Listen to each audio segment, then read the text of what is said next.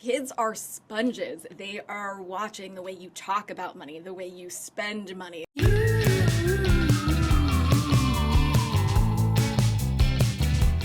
Kids is a hot topic in my world, and I know it's now a new hot topic in yours. It's the phase of life we are in, right? So you're online every single day helping people manage their money, learn how to invest, how to become financially independent, but you're also a new mom. You know, like I mentioned, Brand new, right?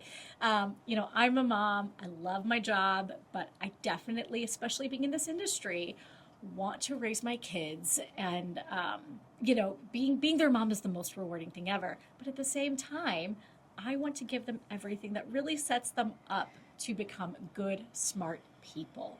What are some of the best ways to set my kids up for future financial success? Or my all kids. All kids. I'm going to be selfish here, but really all kids. How can we set them up for financial success? Well, I think your kids are going to be just fine, because I think, like I said, the biggest thing for raising financially literate kids is being financially literate yourself.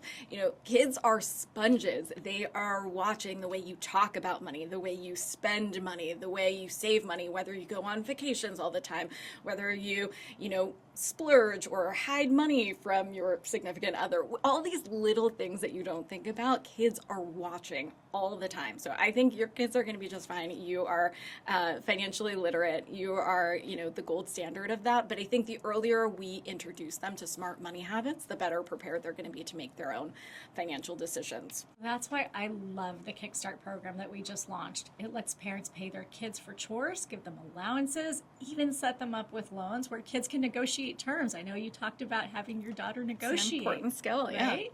It's the kind of hands-on learning that is so important, because I think that that's when kids really help understand how money works in a way that's real and practical, which is something we just really did not learn in school, No. right? We didn't. Another huge benefit is giving kids access to a debit card through a youth checking account. It teaches them how to manage their own money, track their balance, and make responsible spending decisions. Instead of just handing them cash that disappears, right? They get to see their money move in, move out.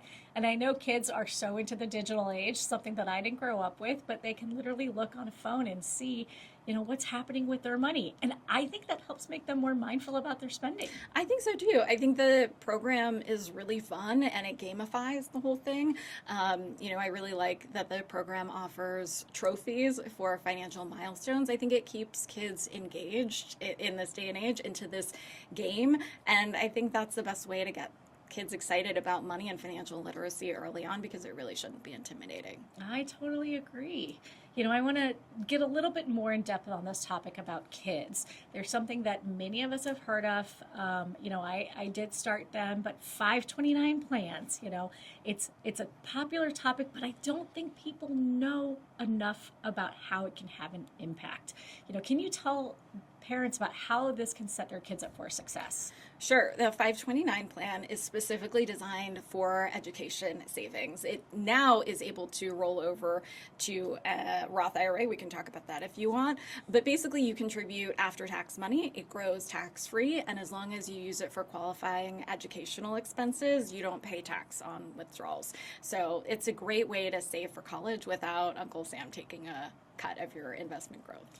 And I also hear there's a custodial Roth IRA option. Can you tell me a little bit more about that? Yeah, custodial Roth IRAs are a long-term play for your kid. It's basically a retirement account for your child. So the custodial part is that you are holding it for your kid for later on. The earlier you start, the more compound interest has time to do its thing. If your child has any earned income, so this is an important part of this, they have to actually be making the money. So whether it's a summer job, or if you have a small business and they're doing something for your small business, whether it's marketing or helping around in the office, then they're eligible to contribute. I mean, I wish that I had a Roth IRA started when I was 15 years old and had let that money grow tax-free for 50 years. I mean, I think it's an amazing thing to watch compound interest do its thing over time. You know, Nana, I will say that it's always important to put your oxygen mask on first before helping others, even your kids.